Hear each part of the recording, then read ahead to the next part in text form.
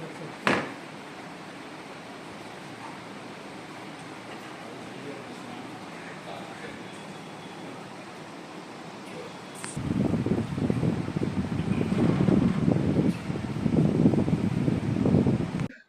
పేరు యువనాపుత్ర దిలీప్ కుమార్ అండి. నేను 6వ డివిజన్ తెలుగుదేశం పార్టీ ఇన్ఛార్జిని.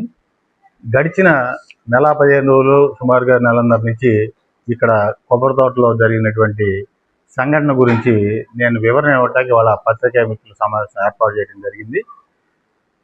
ప్రప్రదంగా ఇక్కడ కొండపల్లి వారి యొక్క ఆస్తి ఎకరం 59 సెంట్లు 379/1Aలో అనేటువంటి దాంట్లో వాళ్ళ యొక్క ఆస్తి ఉంది.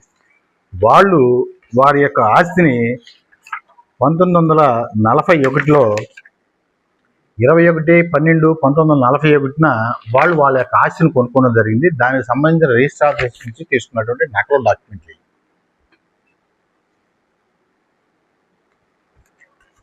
దీని ప్రకారం వీళ్ళకి ఆస్తి రావడం జరిగింది. తర్వాత ఈ ఆస్తిలో తోట కుటుంబ సభ్యులు దాంట్లోకి రావటం, వీరు ఇంజక్షన్ దావాకి వెళ్ళటం, అక్కడి నుంచి 1983 నుంచి పలు రకాలుగా తోట కుటుంబ సభ్యులకి, కొండపల్లి కుటుంబ సభ్యులకి దావాలు నడుస్తూ ఉన్నాయి.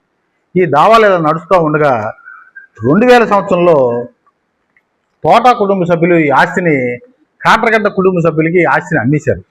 అమ్మేస్తూ వాళ్ళు వారి అమ్మినటువంటి డాక్యుమెంట్లో కూడా OS 16/99 అనే దావా ఉన్నది అని చెప్పి ఈ ఆస్తిని వారు అమ్మడం జరిగింది. ఇలాగా దావాలో ఉన్నటువంటి ఆస్తిని తోట కుటుంబ సభ్యుల దగ్గర నుంచి కాట్రగడ్డ కుటుంబ సభ్యులు కొనుగోలు చేయటం, వాళ్ళు ఈ ఆస్తిని కొంతమందికి విక్రయించుకుంటూ, 4-5కి విక్రయించుకుంటూ, ఈ 4-5లో చేతులు మారుకుంటా ఇప్పుడు ఏదైతే వివాదం నడుస్తుందో వెంకటాచలం గారు దాన్ని 2024 సంవత్సరంలో కొనుక్కోవడం జరిగింది. 2024 సంవత్సరంలో వీళ్ళు కొనుక్కున్న తర్వాత ఈ ఆస్తి మాకు వివాదం క్లియర్ అయిపోయిందని మేము కొనుక్కున్నామండి, దీని మీద ఎటువంటి వివాదం లేదు అని మేము కొన్నామని చెప్తున్నారు. అది పూర్తిగా సత్యదూరమైనటువంటి మాటలు. వీళ్ళకి ఆస్తి వివాదంలో ఉన్నది అని తెలిసి తక్కువ రేటుకి ఆస్తి వస్తుందని చెప్పేసి కొనుక్కున్నమాట యథార్థం.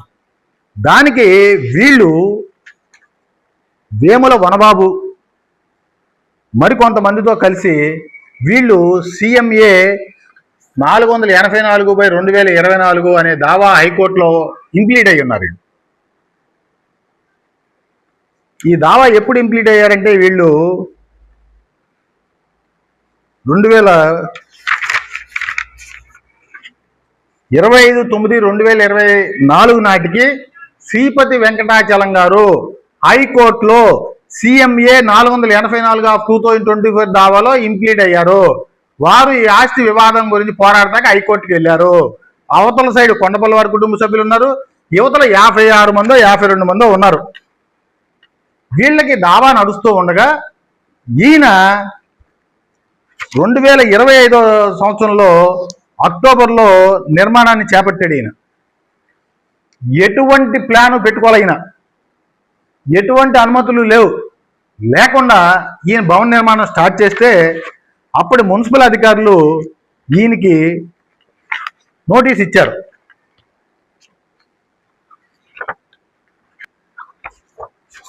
మీది అక్రమంగా నిర్మాణం చేస్తున్నారని వెంకటాచలం గారికి నోటీస్ ఇచ్చారు.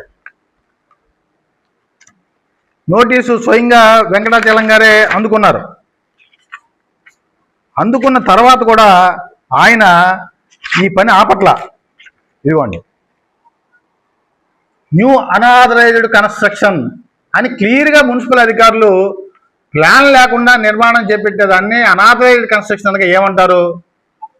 తర్వాత వాళ్ళ పిల్లలు చాలా విద్యార్థికులు, వాళ్ళు జర్నీ వెళ్ళారు, ఇంకెక్కడికి వెళ్ళి చదువుకున్నారు, చట్టం అంతా వాళ్ళకి తెలిసి ఇక్కడ పోనీ వాళ్ళకి లిటరసీ లేదండి, చదువుకోలేదండి, పొరపాటు పడ్డారు, అన్యాయం జరిగిందంట కాదు, వాళ్ళకి తెలిసి కేవలం ఇక్కడ వాళ్ళ యొక్క వ్యక్తిగత స్వార్థం కోసం ఏవైనా సరే మేము ఇల్లు కడతాం, మమ్మల్ని ఎవడ పీకుతాడు అనేటువంటి ఒక మొగ్గు పట్టుదలతో వాళ్ళు నిర్మాణాన్ని స్టార్ట్ చేశారు.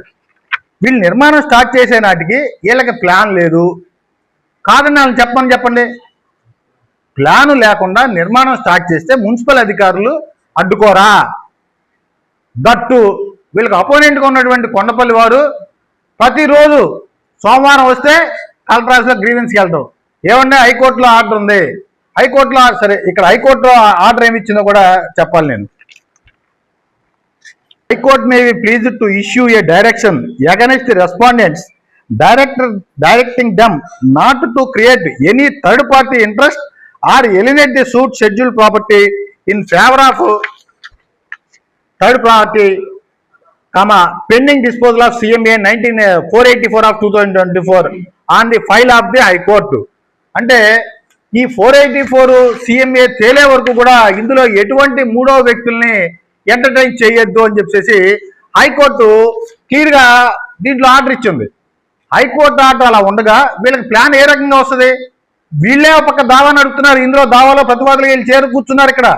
అయినా సరే మేము క్లియర్ అయిపోయిన ఆస్తి కొనుక్కున్నాం, కావాలని చెప్పి మాకు ఇక్కడ ప్లాన్ ఇవ్వకుండా చేశారు ఇన్ఛార్జ్ అని చెప్పేసి రాజకీయంగా వాళ్ళు డ్రామాలు ఆడటం మొదలుపెట్టారు.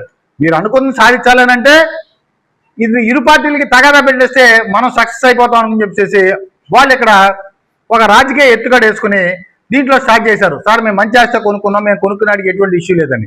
మరి నువ్వు ఏ రకంగా దీంట్లో ఇంప్లీడ్ అయ్యావు? ఈ దావాలో నువ్వే స్వయంగా ఇంప్లీడ్ అయ్యావు కదా. మరి ఇంప్లీడ్ అయ్యి నువ్వు అందరికీ తప్పుదావ చెబుతున్నావే, నాకేం తెలియదు అని చెప్పేసి నువ్వు ఎలా ఇంప్లీడ్ అయ్యావు దీంట్లో? 9వ పేరు CMA 484లో 9వ పేరుగా శ్రీపతి వెంకటాచలం గారు ఈ దావాలో ఇంప్లీడ్ అయ్యున్నాడు. ఈ దావాలో ఇంప్లీడ్ అయినప్పుడు ఈయనకి ఏ రకంగా దావా వేసిన డేటు 25/9/2024 అండి.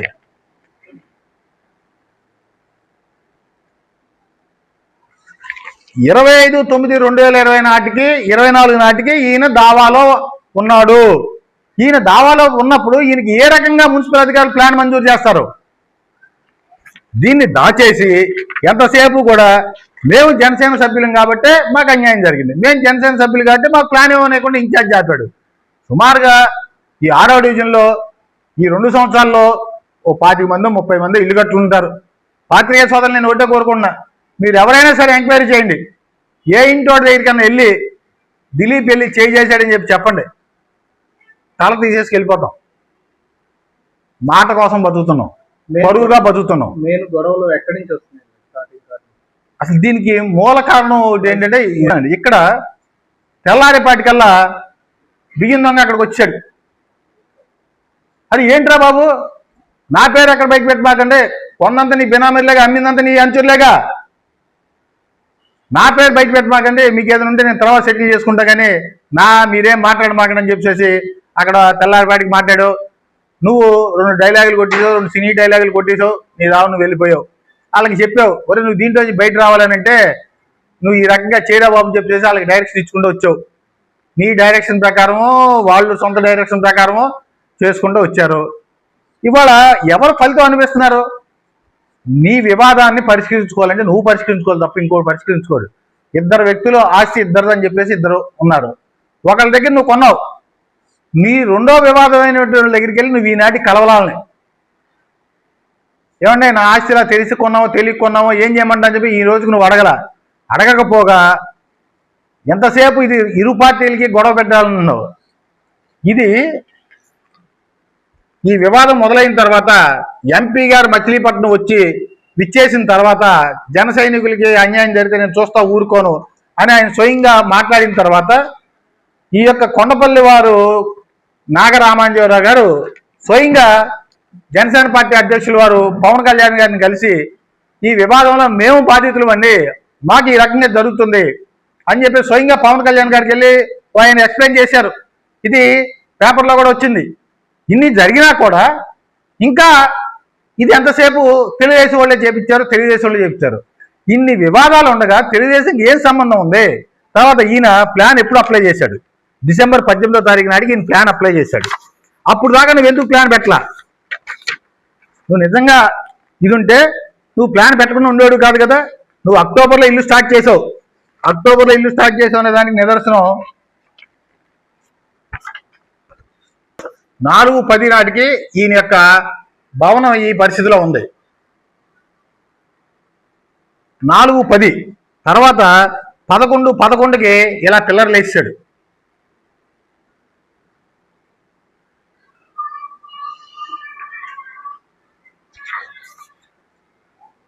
రాత్రులు లైట్లు పెట్టుకుని మరీ పనిచేశాడు.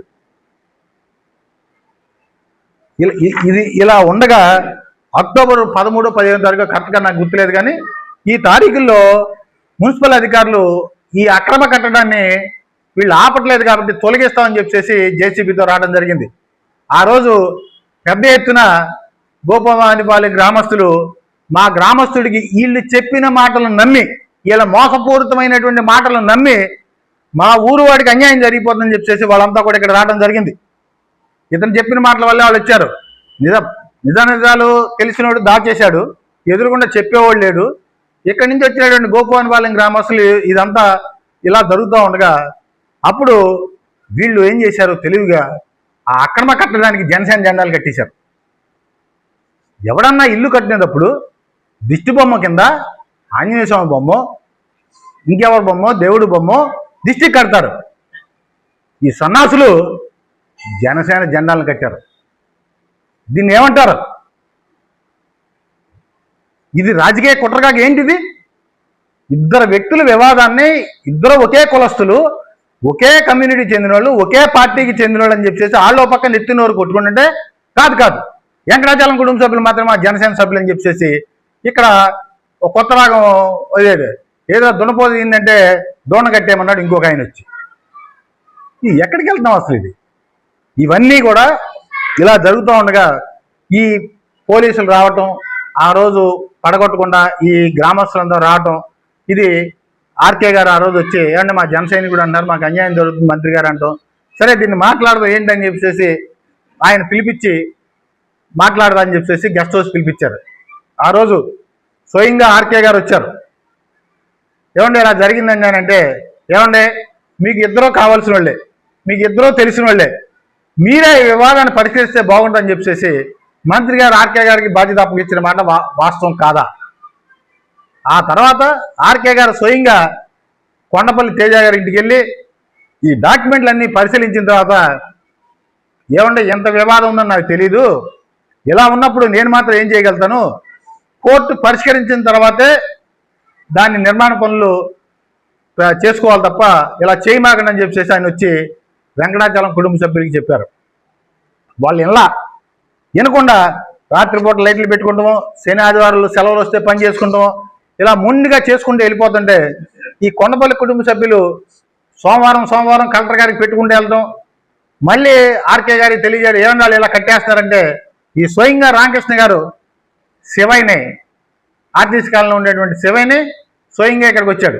2 సార్లు పరిశీలించి ఆయన కొండపల్లి వారి దగ్గరికి వెళ్ళి, ఏమండే వాళ్ళు నా మాట వినట్లేదండి, మీ ఇష్టం, మీరు పడగొట్టుకుని అని చెప్పేసి అన్నాడు. ఇది యథార్థం అని చెప్పేసి నేను చెప్తున్నా. కాదని ఆయన అంటే ఎక్కడైనా సరే దేవతామూర్తుల దగ్గర కానీ లేకపోతే మన కాళికాంపేటలో శివంగా అమ్మవారి ముందైనా సరే ప్రమాణం చేయడానికి నేను సిద్ధంగా ఉన్నా. వచ్చి మా జనసేనకి అన్యాయం లేదు, స్వయంగా నువ్వే పడగొట్టాయని చెప్పి ఇవాళ మా జనసేనకి అన్యాయం చేద్దని చెబుతున్నాడు. ఈ 2 నాలుకల ధోరణి ఏంటి అని అంటున్నా నేను. ఈ కంటిన్యూషన్ జరుగుతూ ఉండగా తర్వాత వీళ్ళు ఏం చేశారంటే, ఒక కోర్టులో మాకు స్టేటస్ కో ఎత్తేసినంత మాత్రం నీకు మున్సిపల్ ప్లాన్ ఇచ్చినట్టు కాదు. నీకు మున్సిపల్ ప్లాన్ ఇస్తేనే చేయాలి. అప్పుడు దాకా నీది అక్రమ కట్టడమే నడుస్తూ ఉంది. రాత్రి సెంటరింగ్ పెట్టేసావు, రాడ్ బెండింగ్ చేస్తున్నావు. ఇలా జరుగుతూ ఉండగా కొండపల్లి కుటుంబ సభ్యులు మళ్ళీ జిల్లా జాయింట్ కలెక్టర్ గారు ఆ రోజు గ్రీవెన్స్లో ఉంటే వాళ్ళు ఫోటో తీసుకెళ్లారు. అయ్యా మీరు జాయింట్ కలెక్టర్ గారు స్వయంగా 2 సార్లు అన్నారు, మీరు దీన్ని అక్రమ కట్టడం కూల్చేయని చెప్పి స్వయంగా జేసీ గారు చెప్పారు. ఏమన్నా మీరు చెప్పినా కూడా కనీసం రాడ్ బెండింగ్ పనులు కూడా ఆపట్లేదు అయ్యా అని చెప్పేసి వాళ్ళు ఫోటో తీసుకెళ్లి 12/24 ఫోటో తీసుకెళ్లి చూపించారు. వెంటనే ఆయన అక్కడ ఉన్న మున్సిపల్ అధికారులను కాకేసి, ఇలా కనుక జరిగితే పద్ధతి కాదు, మీరు ఏంటి ఇది అని అక్రమ నిర్మాణం ఆపరేట్ అని చెప్పేసి ఆయన మున్సిపల్ అధికారులను హెచ్చరిస్తే అయ్యా వెళ్ళి చర్యలు తీసుకుందని చెప్పారు. మళ్ళీ వీళ్ళు సాయంత్రం 5:30 ప్రాంతాల్లో మళ్ళీ వెళ్ళి ఏమన్నా రాడ్ బెండింగ్ ఆపట్లేదు అని చెప్పి జేసీ గారి ఛాంబర్లో వెళ్ళి కలిశారు. వీళ్ళు ఇవన్నీ వాస్తవాలు అవునా కాదని చెప్పేసి తెలుసుకోవాలి. వాళ్ళు కాదని చెప్పండి. జేసీ గారి ఛాంబర్లో స్వయంగా వెళ్ళి కొండపల్లి కుటుంబ సభ్యులు ఫిర్యాదు చేశారు. తమరు చెప్పినా కూడా అక్కడ పనులేం ఆగట్లేదు సార్, మీరు మాకు న్యాయం చేయండి అని చెప్పంటే ప్లాన్ లేనటువంటి ఇంటిని అక్రమ కట్టడం కాక ఏమంటారు చెప్పాలి. వీళ్ళంతా కూడా అక్రమ నిర్మాణం చేస్తున్నారు, కోర్టులో ఆ వివాదం నడుస్తూ ఉండగా చేస్తున్నారు కాబట్టి అని చెప్పేసి అధికారులు దీన్ని వెంటనే కూల్చేయండి అని చెప్పేసి వాళ్ళకి చెప్పారు. అప్పుడు వెంటనే ఈ గోపానిపాలెం కుటుంబ సభ్యులు, గోపానిపాలెంలో ఉన్నటువంటి గ్రామస్తులు కానీ, ఈ కొబ్బరి తోటలో ఉన్నటువంటి వెంకటాచలం కుటుంబ సభ్యులు కానీ మరికొంతమంది కలిసి మంత్రి గారికి ఫోన్ చేసి, ఏమంటే మున్సిపల్ అధికారులు సెంటరింగ్ పీకేయమన్నారు, రాడ్ బెండింగ్ పీకేయమన్నారు, మాకు ఎలా అయితే అన్యాయం జరిగిపోద్ది అని చెప్పి. అదేంటే మేము ఎప్పుడూ ఆపన్నాం కదా, మళ్ళీ అన్యాయం ఏంటన్నా? కాదు కాదు సార్, మా వాళ్ళు కట్టారు, తెలుసో తెలియకో పొరపాటు అయిపోయింది సార్, మేము మాట్లాడతాం సార్ మీతో. మంత్రి గారు, నేను వేరే ఊర్లో ఉన్నానయ్యా, నేను వచ్చిన తర్వాత ఒక వారం రోజులు ఆగిన తర్వాత ఇరు వర్గాలను కూర్చోబెట్టి నేను మాట్లాడతాను, మీరు తొందరపడి ఎటువంటి చర్యలు చేపట్టమాకండి అని చెప్పేసి ఆయన ఈ కొండపల్లి వెంకటాచలం గ్రామస్తులకి చెప్పారండి. క్లియర్గా చెప్పారు, చట్టం తన పని చేసుకెళ్తుంది, కానీ మీరు తెలియక చేశారన్నారు కాబట్టి నేను వచ్చి కొండపొలంలో మిమ్మల్ని ఇరు వర్గాలను కూర్చోబెట్టి ఒక వారం రోజుల తర్వాత దీని మీద మనం చర్చిద్దాము, నేను అందాక దీని మీద దాని జోలికి వెళ్ళమాకండి మీరని చెప్పేసి స్వయంగా మంత్రి గారు వాళ్ళతో చెప్పారు. ఇది యథార్థం కాదని చెప్పాలి జనసేనకి. అది జరిగిన తర్వాత అర్ధరాత్రి పూట దొంగతనంగా దేనికి స్లాబ్ వేసుకున్నావు నువ్వు పగలైలా నీ ముడ్డి కింద నీ తప్పులు ఎట్టు కూర్చుని నాకు అన్యాయం జరిగిపోయింది, నాకు అన్యాయం జరిగిపోయింది అంటాడు. ఇంకొక ఆయన అంటాడు, పేదవాడు రూపాయి దాసు ఇల్లు కట్టాడు, 4 అంతస్తు బిల్డింగ్ ఆయన ప్లాన్ పెట్టింది, 4 అంతస్తు బిల్డింగ్ ఆయన ప్లాన్ పెట్టింది. ఆయన ప్లాన్ నాకు వచ్చిన ఏ రకంగా ఆన్లైన్లో ప్లాన్లు ఎవరైనా అప్లై చేస్తే మనకు కావాల్సిన క్రెడెన్షియల్స్ అన్ని దాంట్లో కట్టి స్టెప్ బై స్టెప్ ముందుకు వెళ్తూ ఉంటుంది. నువ్వు ఆన్లైన్లో డబ్బు కట్టినంత మాత్రం నీకు ప్లాన్ వచ్చినట్టు కాదు. నీకు చెప్పలేదా? నీ ఎల్టీపీలు ఇవన్నీ కూడా అన్నీ తెలుసు, కానీ ఈ సిస్టమ్ గురించి తెలియనటువంటి వాళ్ళు ఎక్కువ మంది ఉంటారు కాబట్టి వాళ్ళకే ఈయన చెప్పుకొస్తున్నాడు, నేను డబ్బులు కట్టేశాను, 5 లక్షలు కట్టేశాను, నా ప్లాన్ ఇవ్వట్లేదు అని చెప్పేసి.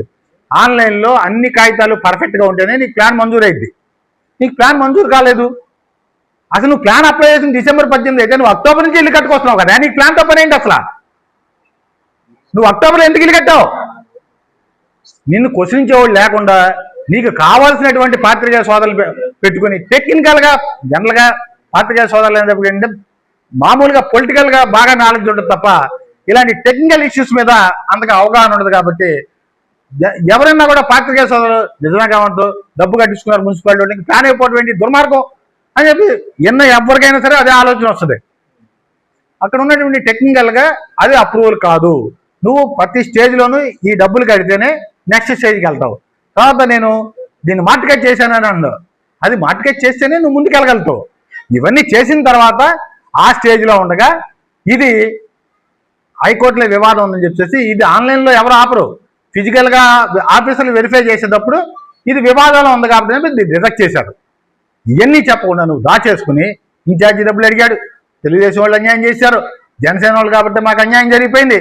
నువ్వు ఎక్కడ జనసేన? నువ్వు ఈ కొబ్బరి తోటలో 5 బూతులు నేను ఎన్నికలు జరిపా, 49, 50, 51, 52 ఈ బూతుల్ని నేనే గడిచిన 2 సంవత్సరాల క్రితం ఇక్కడ ఉన్నటువంటి జన సైనికులు మేము కలిసికట్టుగా కూటమి విజయానికి కృషి చేసావు.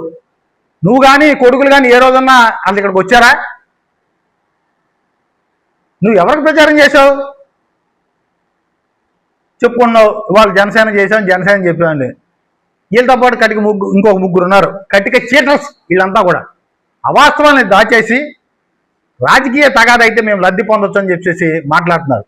నేను అంత ముందు కూడా చెప్పున్నా, అయ్యా మీరు నా మీద చేస్తున్నటువంటి ఆరోపణలు సత్యదూరమైన ఆరోపణలు, మీరు కనుక ఆరోపణలు కావాలంటే లైట్ డిటెక్టర్ పరీక్షకు రమ్మని చెప్పేసి నేను బహిరంగ సవాల్ ఇచ్చా, స్పందన లేదు. తర్వాత నిన్న మళ్ళీ మీరు ఎందుకు ప్రశ్నలు పెట్టానో ఒకసారి మళ్ళీ ఏంది, గడిచిన 3-4 రోజుల క్రితం ఇక్కడ స్థానికంగా ఉన్నటువంటి పాత్రికేయ సోదరులందరికీ ఇది అర్థమైంది, ఇది ఇరువురు వ్యక్తుల మధ్య ప్రైవేట్ సమస్య తప్ప రాజకీయ పార్టీలు కాదని చెప్పేసి ఈ పాత్రికేయ సోదరులు నా మీద ఇంట్రెస్ట్ చూపలా వేరే ఊరి నుంచి ఇంపోర్ట్ చేసుకొచ్చి 1 గంటన్నర పాటు లైవ్ నడిపారు ఇక్కడ.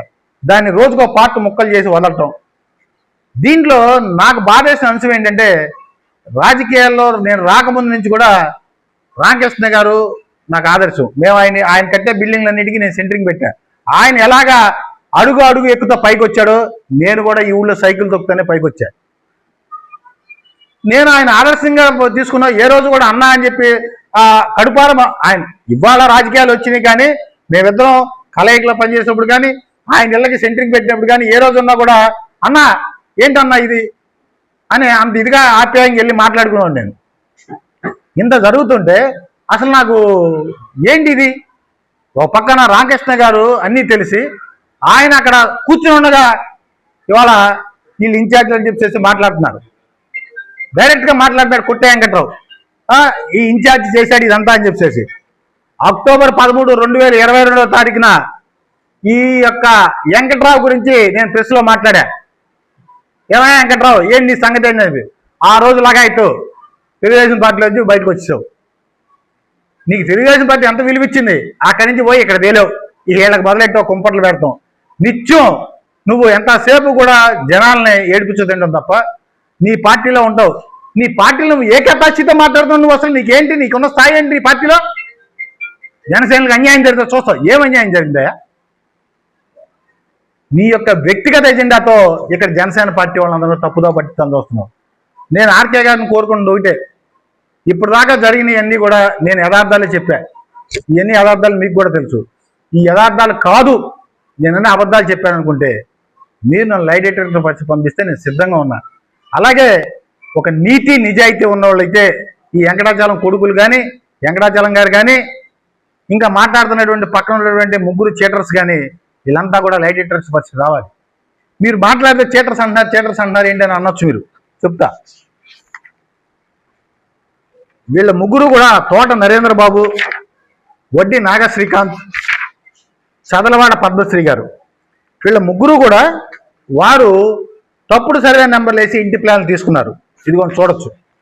తోట నరేంద్ర RS 378 379 ఇతను తీసుకున్నటువంటి సర్వే నెంబర్ ప్లాను. తర్వాత వడ్డీ నాగ శ్రీకాంత్ గారు 379/1.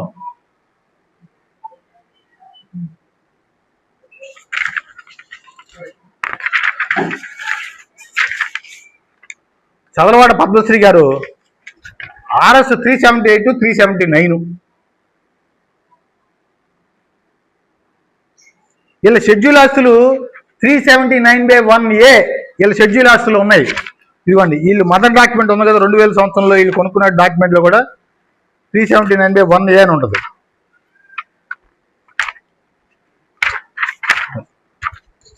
ఇంత క్లియర్గా ఈ డాక్యుమెంట్లో వీళ్ళు ఇలా ఉండగా, ఈ డాక్యుమెంట్ని 379/1Aలో హైకోర్టులో ఉంది కాబట్టి ప్లాన్ ఎవరని తెలుసుకుని ఏ మున్సిపల్ అధికారులు అయినా సరే వివాదంలో ఉన్నటువంటి స్థలానికి ప్లాన్ మంజూరు చేయరు.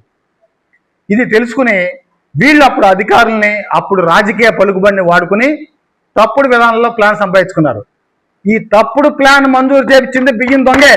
అందుకే తెల్లారబడి దిపాడు ఇక్కడికి వచ్చి. దిగిపోయి ఇక్కడ ఏదన్నా జరిగిద్దామో నా గురించి నేను చెప్పమాకంటా బాబు, మీకు ఎట్టకుండా ప్లాన్ ఇప్పించాను.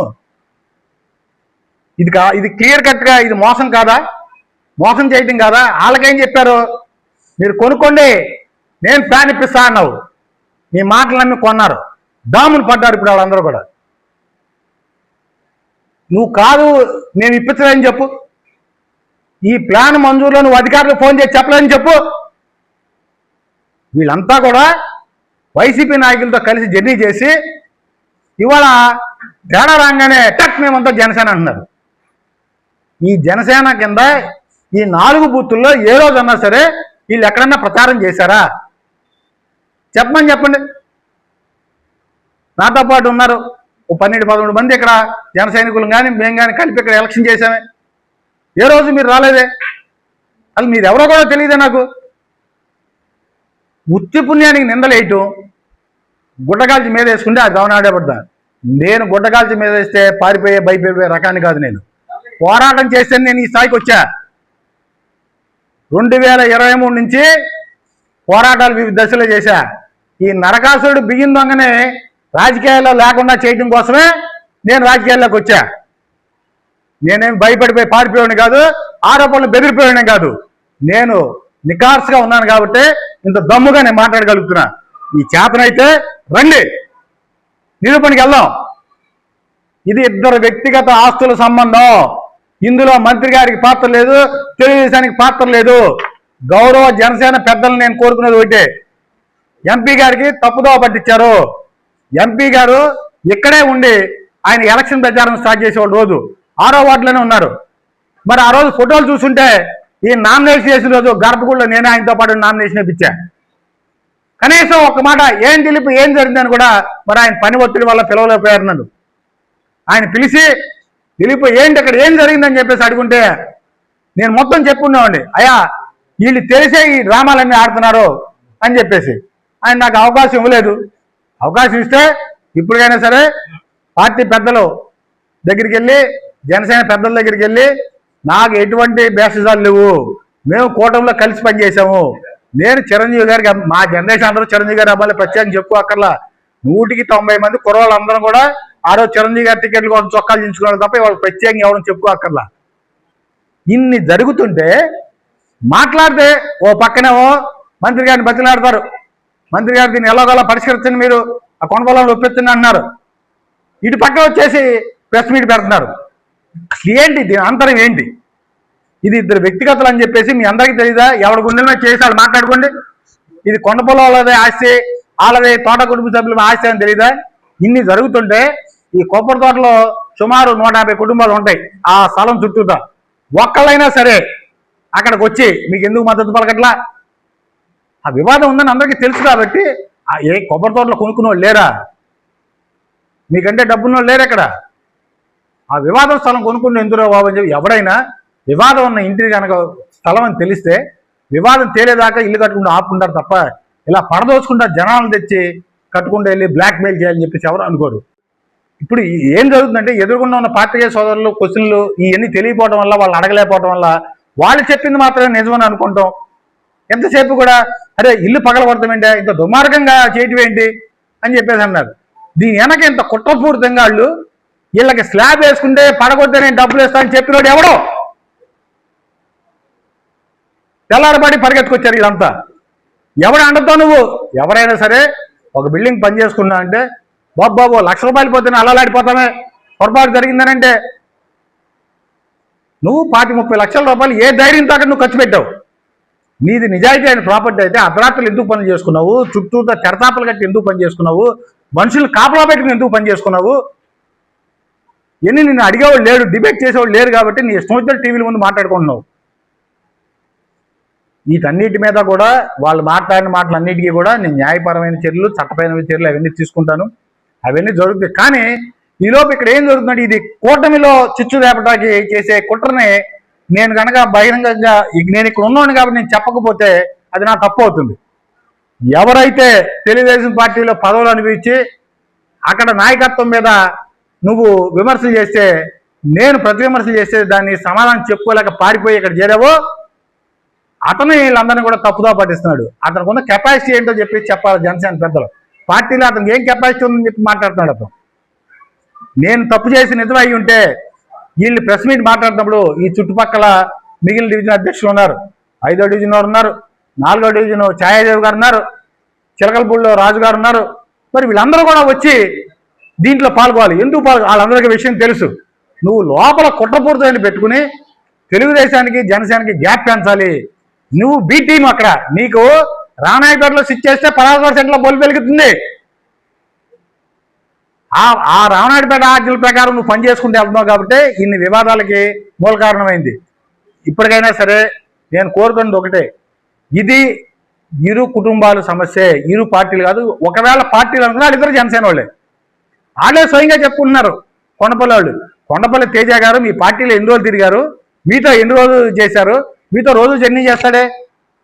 నిన్నగాక మొన్న వారం రోజుల క్రితం మీ పిఏ గారి మీద దాడి జరిగితే స్వయంగా ఆయనే పగల హాస్పిటల్లో కూర్చున్నాడే, గవర్నమెంట్ హాస్పిటల్లో రోజల్లా.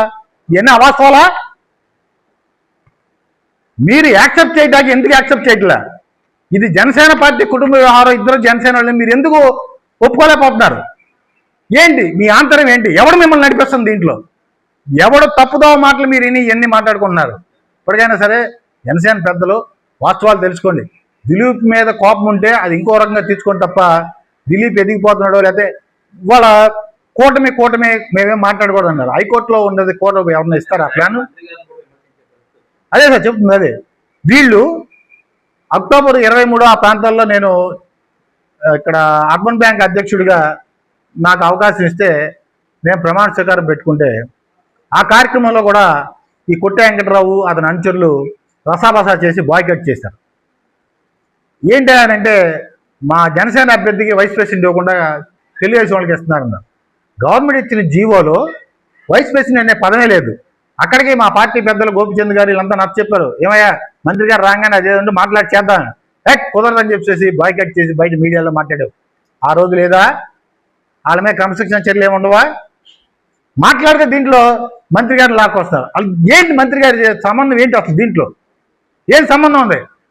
పోనీలేరా బాబు, రేపు పొద్దున వచ్చి మాట్లాడతానన్న పాపానికి తీసుకెళ్ళి ఆయన చుడతారా?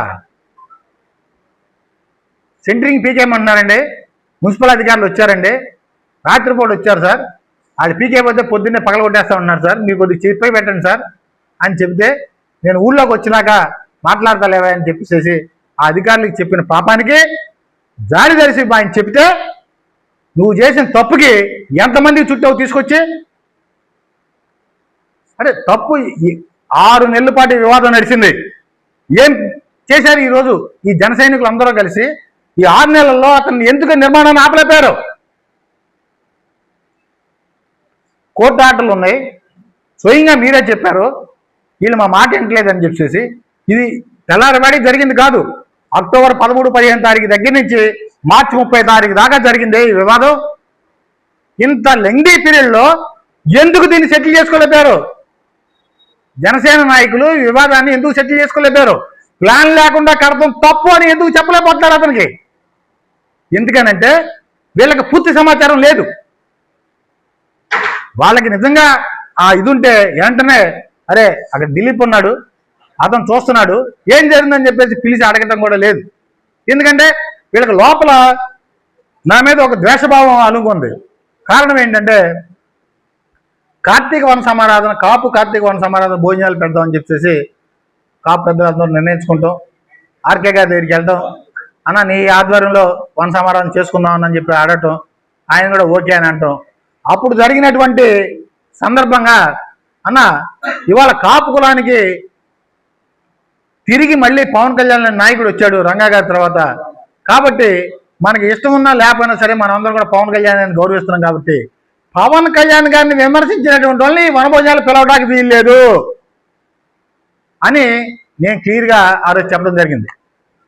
కావాలంటే మాదివాడ రాము గారు కానీ, ఆదికరణ్ గారు, చలమశెట్టి ఆదికరణ్ గారు కానీ వీళ్ళందరూ కూడా నాతో పాటు ఆ రోజు నిజమే అతన్ని పిలవడానికి వీలేదు, మన నాయకుడు అయినటువంటి పవన్ కళ్యాణ్ గారిని విమర్శిస్తే మనం ఎట్లా అతన్ని ఇక్కడ పిలుస్తాము, ఆయన పిలవద్దు అని చెప్పేసి అందరం ఏకగ్రీవంగా తీర్మానం చేసుకున్నాం.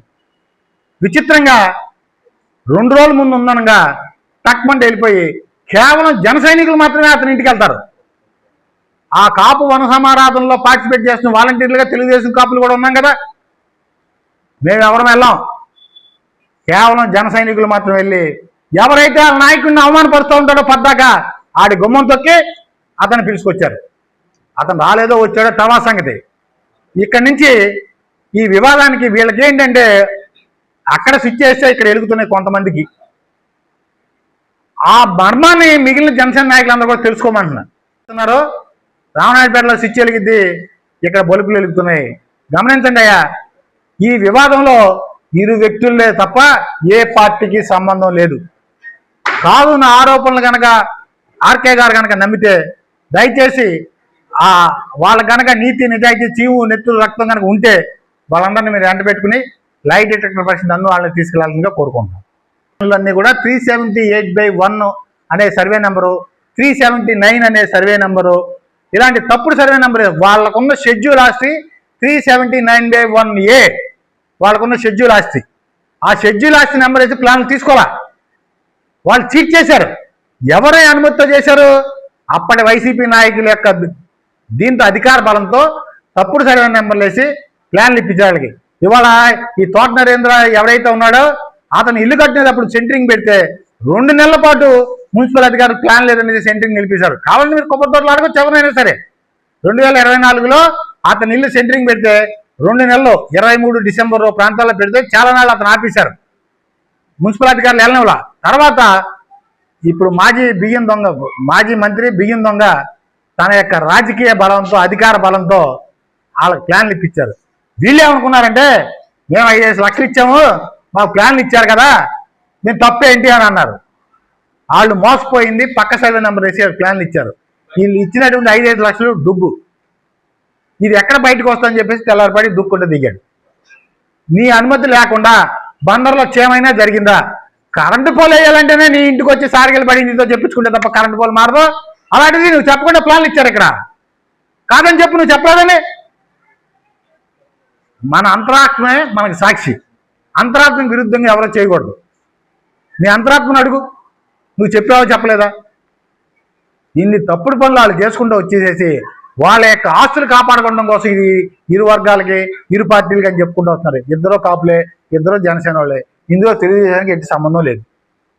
ఇది కూడా మున్సిపాలిటీ వాళ్ళకి వీళ్ళు కొండపల్లి వాళ్ళు టైం టు టైం అర్జీ పెడతాయి. అంటే మీ సర్వేర్ ఇచ్చినటువంటి దీని ప్రకారం ఈ సర్వే నెంబర్లో ప్లాన్ ఇవ్వలేదు, పక్క సర్వే నెంబర్లో ప్లాన్ ఇచ్చారు కాబట్టి వీటి మీద ఎందుకు చర్యలు తీసుకోవాలని చెప్పేసి కొండపల్లి వాళ్ళు పిటిషన్ పెట్టడం, దానికి వాళ్ళు ఎండార్స్మెంట్ ఇవ్వడం.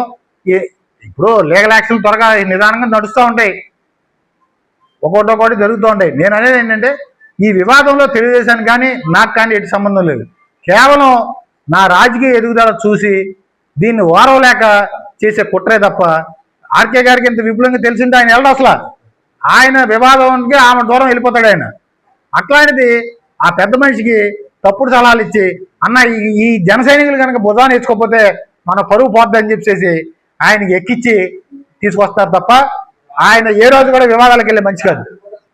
డబ్బు ఇస్తానని చెప్పాడో ఆయన అడగాలి. వీళ్ళు ఎవడు స్లాబ్ వేసుకోమంటే నువ్వు వేసుకున్నావు, అర్ధరాత్రి కూడా పగలగొడితే నాది హామీ, నీకు ఎంతో డబ్బు నేను ఇస్తాను వేసుకో అని చెప్పి, ఇది జరిగితే వెనకటి సినిమాలో డైలాగుల్లాగా పచ్చూరు గోపాలకృష్ణ డబల్ స్టేట్మెంట్ లాగా పగలగొడితే ఒక లెక్క, పగలగొట్టకపోతే ఒక లెక్క. పగలగొట్టామనుకో కాపు కులస్తుకి అన్యాయం. మరి యువతోడు కాపోడు కదా, కాపు కులస్తు. కాపులు అంటే నీకు ఓట్లు వేసారు, కాపులు అంటే ప్రేమ లేదా అని అంటున్నావు. మరి ఇద్దరు కాపులు అయితే నువ్వు ఏ కాపోడికి అంటే ప్రేమ లేదా వచ్చి మాట్లాడే రోజు? నీ కుట్రలో కుతంత్రాలు తెలుసుకునేంత పిచ్చోళ్ళు ఎవరు లేరు. అవన్నీ అయిపోయింది, నీ జమానా నడిచిపోయింది. ఎప్పటికైనా సరే మీరు ఇట్లాంటి దాంట్లో వివాదాలను పెంచుకుని దూరం చేసుకోమాకు మనుషులు. ఏలూరు నుంచి కమిషన్ తెచ్చుకుంది ఎవడో పేరు నాని. అతను నీ మాట విన్నాడా, మా మాట విన్నాడా? అధికారులు ఎవరైనా సరే కూడా రూల్ ఎలా ఉంటే అలా చేసుకుంటూ వెళ్తారు. వాళ్ళ చేతులు కాల్చిన రూల్కి వ్యతిరేకంగా ఎవడో పనిచేయడు. నువ్వు తెచ్చుకున్నావు కమిషనర్ని, ఇక్కడ నువ్వేం చేస్తున్నావు? తెలివితేటల్లో నీ 10కి మాల తెలివితేటలు వాళ్ళు నమ్మే పరిస్థితుల్లో బాపిరాజు చౌదరి అంటే వీడు కమ్మవాడు కాబట్టి కాపాడు ఆస్తులు పగలగొట్టాడు. ఎందుకే బుద్ధి లేదు, వయసు వచ్చిందా సరే నీకు? నువ్వు తెచ్చుకున్నాడు ఇంటి పేరు, నీ పేరంటే నీకు తెలీదా? గోపాలకృష్ణ చౌదరి. అరే బెదవాడలో మాట్లాడితే ఇక్కడ లేచి నుంచుని మాట్లాడతావు నువ్వు. నువ్వు చెప్తావు కాపుల గురించి, లేదా పార్టీ ఆఫీసులో. నేను ఇంట్లో లేని సమయంలో 10 మందిని పంపించి నా ఇంటి ముందు నువ్వు ప్రెస్ మీట్ వీడియోలు తీసుకొచ్చి తీపిచ్చావు. దానికేగా పరువు నష్టం వేసింది. నా ఇంటికి అన్ని అనుమతులు ఉన్నాయి. ఇది అన్అప్రూవ్డ్ లేఅవుట్. ఇది మాస్టర్ ప్లాన్లో కానీ, లేకపోతే మీరు టౌన్ ప్లానింగ్ వాళ్ళు ఇచ్చేవాడండి మాస్టర్ ప్లాన్లో చూసినా కూడా ఇది పూర్తిగా రెసిడెన్షియల్ ఏరియాగా నమోదైంది. దీనికి అన్ని అనుమతులు ఉన్నాయి, అన్ని ప్లాన్లు ఉన్నాయి. నువ్వు విష ప్రయత్నం చేసావు, నువ్వు మామూలు ప్రయత్నం చేయలే. భూమి ఆకాశాన్ని ఆకాశం చేసేటట్టుగా ట్రిప్పుకు 10 మందిని పంపించావు మున్సిపాలిటీ వాళ్ళని. ఆ రోడ్డు చివర, ఈ రోడ్డు చివర, ఆ రోడ్డు చివర వాలంటీర్ల నుంచో పెట్టించావు. ఫోన్లు చేసావు, అరే రేపు సోమవారం నాడు చూసుకో దిలీప్ గడి ఇల్లు పగలగొట్టడం చిటికలు ఇచ్చి చెప్పావు. న్యాయం నా పక్షాన ఉంది కాబట్టి, దేవుడు నా ఎందు ఉన్నాడు కాబట్టి నేను న్యాయస్థానాలను ఆశ్రయించి నేను వీటి నుంచి బయటకు వచ్చాను. ఏంటి ఇక్కడ నేను చేసిన తప్పు? బందర్లో ఇన్ని మాటలు ఎందుకయ్యా? పేరు నా ఇంటి ప్లాన్ ప్రకారం ఇల్లు ఉందా చెప్పను, అది కాలగించి దూరం వెళ్ళిపోతా. తన ఇంటికి ప్లాన్ ప్రకారం తన ఇల్లుంటే అతను కాలగించి దూరం వెళ్ళిపోతాను. నేను ఎదురున్నటువంటి ప్రొజెక్షన్ స్లాబ్ పెరిగిన మాట యథార్థం. దానికి నేను 2019 ఆగస్టు 29వ తారీఖున బీపీఎస్లో పెట్టుకున్నాను. నేను ఎక్కువ కట్టుకున్నాను. అప్పుడు బీపీఎస్ స్కీమ్లో ఉంటే పెట్టుకుంటే 6 నెలల తర్వాత ఆ బీపీఎస్ స్కీమ్లో నా అప్లికేషన్ రిజెక్ట్ చేయించి నా ఇంటి డెమాలిషన్ నోటీస్ ఇచ్చావు. ఏం చేస్తాం మరి? కోర్టుకి వెళ్లకుండా పగలగొడుచుకోమంటావా? న్యాయస్థానాన్ని ఆశ్రయించావు, తెచ్చుకున్నావు, న్యాయం తెచ్చుకున్నావు. మొన్న బీపీఎస్లో అన్ని అనుమతులు తీసుకున్నావు. నా ఇంటికి అన్ని అనుమతులు ఉన్నాయి, అన్ని కాగితాలు ఉన్నాయి. ఆయనకు వచ్చిన బెంగ ఏమీ లేదు. రేపొద్దు నువ్వు వచ్చేది పీక్ కట్టలు కడతా అనుకున్నావు కదా, నీకు అవకాశం ఏమీ లేదు. నీ ఇంటి ప్లాను, నీ ఇంటి కాగితాలు 2 సార్లు చెప్పా. కాటరగడ్డ వెంకాయమ్మ వారసుడు నువ్వు కాదురా బాబు, దాని సంగతి ఏంటో తెలుసుకోని చెప్పి నువ్వు ఇటు వరకు నో రిప్లై. నీ ఇంటి పక్కన 140 గజాలు ఉంది, నూకల కోటేశ్వరరావు. నీ స్థలమే నీ కాదు, ఇంకెందుకు నువ్వు వచ్చో మాట్లాడుకుంటావు? నీదే బినామీ బతుకు. నువ్వు వెళ్ళి మమ్మల్ని అందరం ఎంచుతావు. ఈ ఊళ్ళో నేను ఎలా ఎదిగానో అందరికీ తెలుసు. ఈ ఊళ్ళో పాలిటెక్నిక్ చదువుకున్నా, ఈ ఊళ్ళో సైకిల్ వేసి తిరిగా, ఈ ఊళ్ళో క్లాస్ రూమ్ కండక్టర్గా చేశా. చూడు వాళ్ళు వెళ్ళి చేపల మార్కెట్ కట్టి సుమారు 23-24 సంవత్సరాలు అవుతుంది. ఏ రకంగా ఉందో చూడు. నా నిర్మాణాలు, నా మాట ఎంత ఇదిగా ఉందో నేను పని కూడా అలాగే చేశా. దురదృష్టం, నా దౌర్భాగ్యం, నేను ఎదిగే టైంలో నువ్వు ఎమ్మెల్యే అయ్యావు. నన్ను కారాడావు. ఇది తట్టుకోలేక మానేసి సెంటరింగ్ కోరుకున్నా. అక్కడ మొదలెట్టావు, కారాడావు. ఎవడో పొరుగు రోడ్డు వచ్చేసి ఆ డబ్బులు తింటే నీకు సంబరం తప్ప, ఊళ్ళో నా దగ్గర 40 మంది పనులు ఉంటారు. ఈ 40 మంది బతకడానికి నీకు ఇంట్రెస్ట్ లేదు. పొరుగు రోడ్డు వచ్చి తినొచ్చు. ముఖ్యంగా మెడికల్ సెంటరింగ్ పెట్టావు, బయటికి పోమన్నావు, వచ్చాం. ఏమన్నా ఆగిందా?